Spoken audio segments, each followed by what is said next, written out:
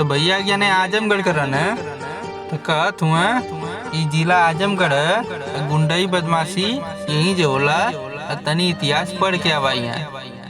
तो हम कहनी कि जे इस शहर में रहे वाला उस शहर के बारे में जानेला और जे शहर पे राज करे वाला वो अपने बारे में शहर के सिखावेला।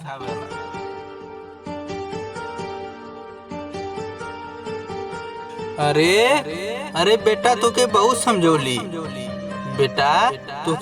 समझौली आ तू तो एकदम ढीठ लागेला। जाके कहीं बैठ के कलम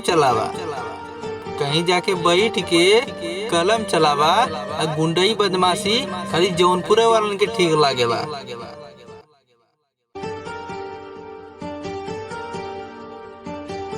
तोरे ऊपर जे नजर उठा ले ये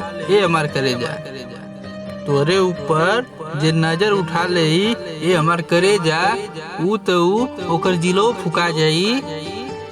रंगदारी बदमाशी जे करी वो जिला जौनपुर में झोंका जाई।